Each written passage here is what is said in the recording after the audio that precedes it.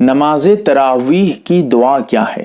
یعنی تراویح کی نماز میں 4 رکعت کے بعد جو کچھ دیر کے لیے بیٹھتے ہیں، استراحت کرتے ہیں، کچھ دیر آرام کرتے ہیں 4 رکعت کے بعد، اس وقت جو دعا پڑھتے ہیں وہ دعا کیا ہے اور اس وقت ہمیں کیا کرنا چاہیے؟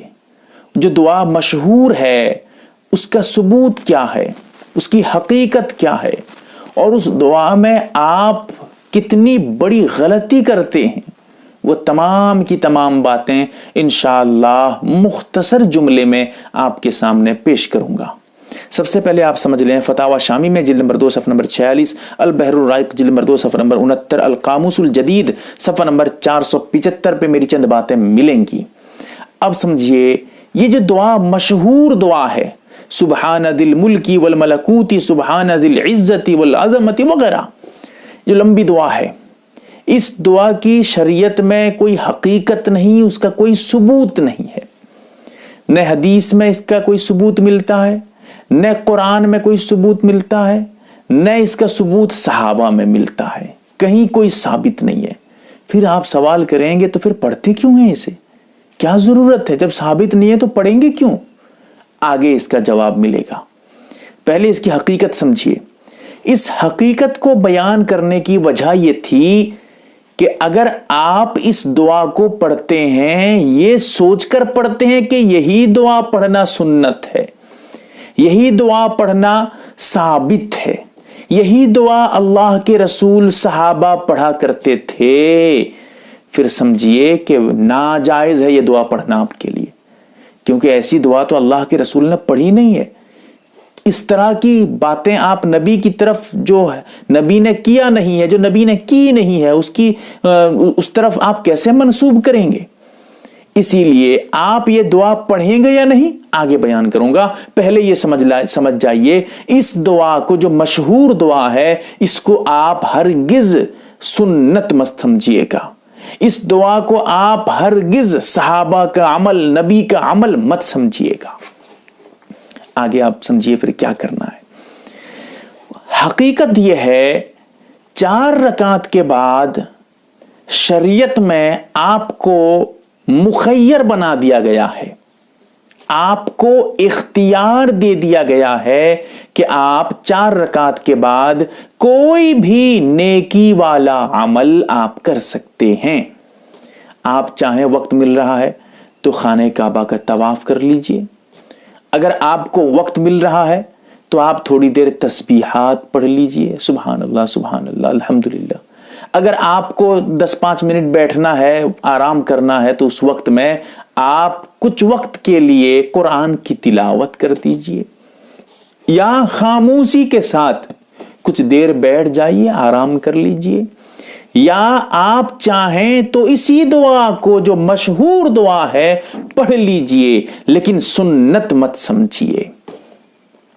پھر یہ دعا کیوں مشہور ہے؟ کیونکہ اس دعا میں جو کلمات ہیں بہت چنیدہ ہیں، بہت جامع ہیں، بہت بہترین دعا ہے، اس میں بہت زبردست طریقے سے اللہ رب العزت کی بڑائی بیان کی گئی ہے۔ اسی لیے آپ اگر اس دعا کو پڑھتے ہیں کوئی حرج نہیں، آپ پڑھ سکتے ہیں۔ اگر آپ کو یہ دعا یاد نہیں ہے، اس دعا کی جگہ کوئی اور دعا جو آپ اس سے اور جامع سمجھتے ہیں، کچھ قرآنی دعائیں ہیں، ان کو پڑھ لیجئے، یاد ہے تو ربنا آتنا فی الدنیا حسنہ وفی الآخرۃ حسنہ وقنا عذاب النار پڑھ لیجئے۔ کوئی اور دعا آپ کو یاد ہے تو آپ پڑھ لیجئے، یا آپ اس وقت کچھ دعا بغیر ہاتھ اٹھائے، نماز کے بعد جو ہاتھ اٹھا کے دعا کرتے ہیں، بغیر ہاتھ اٹھائے دل ہی دل میں کچھ دعا مانگ لیجئے اللہ سے۔ اللہ سے آپ سوال کر دیجئے کہ یا اللہ مجھے فلاں چیز کی ضرورت ہے، فلاں حاجت ہے، پوری کر دے۔ تو وہ جو موقع ہے 2 رکعت کے بعد، جو 2 رکعت کر کے پڑھتے ہیں، 4 رکعت مکمل کرتے ہیں، اس کے بعد بیٹھتے ہیں، اس وقت یہ دعا خاص نہیں ہے، یہ دعا ثابت نہیں ہے، یہ دعا ضروری نہیں ہے۔ اس دعا کو آپ چاہیں تو پڑھ سکتے ہیں، لیکن شرط وہی ہے میں نے جو ابھی آپ کے سامنے ذکر کیا ہے، یا اس دعا کے علاوہ کوئی اور کام بھی آپ کر سکتے ہیں۔ اب سمجھیے اس دعا میں آپ کتنی بڑی غلطی کرتے ہیں. دعا پڑھیے، یہ دعا پڑھیے، لیکن ہاں صحیح پڑھ کر کے پڑھیے. بہت بڑی غلطی ہے. دیکھیے کیا ہے. سبحان، پہلے آپ کو دعا پڑھ کے سنا دیتا ہوں. سبحان ذی الملک والملکوت، سبحان ذی العزت والعظمت. اب یہیں پر آپ بہت بڑی غلطی کرتے ہیں. کیا ہے؟ ذی العزت والعظمت. آپ کیا پڑھتے ہیں؟ والعظمت.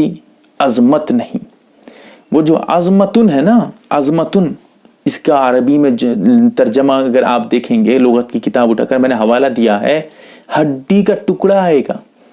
ہڈی کا ٹکڑا کیا ہے؟ آپ اللہ کی بڑائی بیان کر رہے ہیں، کہہ رہے ہیں کہ وہ اللہ جو ہڈی کے ٹکڑے والا ہے.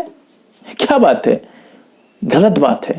اسی لیے اگر آپ والعظمتی پڑھ رہے تھے، آج سے اس کو درست کر لیجئے. والعظمتی مت پڑھیے، بلکہ صحیح پڑھیے والعظمتی، یعنی زبر کے ساتھ پڑھیے. اس میں آپ جزم مت کریے. زبر کے ساتھ کیسے؟ والعظمتی، والعظمتی نہیں، والعظمتی. پھر سے آپ کو پچھلے سے ذرا دوہرا دیتا ہوں. سبحان ذی العزت والعظمت والقدرت والکبریاء والجبروت، سبحان الملک الحی الذی لا يموت، سبوح قدوس رب الملائکۃ والروح، لا الہ الا اللہ، تستغفر اللہ، نسألک الجنۃ ونعوذ بک من النار. یہ مکمل دعا ہے، اس کو آپ درست کر لیجئے. میری دعا جو میں نے ابھی پڑھی ہے، پڑھ کے آپ کو یہ دعا آپ کے سامنے سنانے کی کوشش کی ہے، آپ اپنی دعا کو اس کے ساتھ ملا لیجئے کہ آپ کیا یہی پڑھتے ہیں یا کچھ اور غلطی کرتے ہیں اس میں. اسی لیے یہ چند باتیں بہت ضروری تھیں جو آپ کے سامنے پیش کرنی تھی.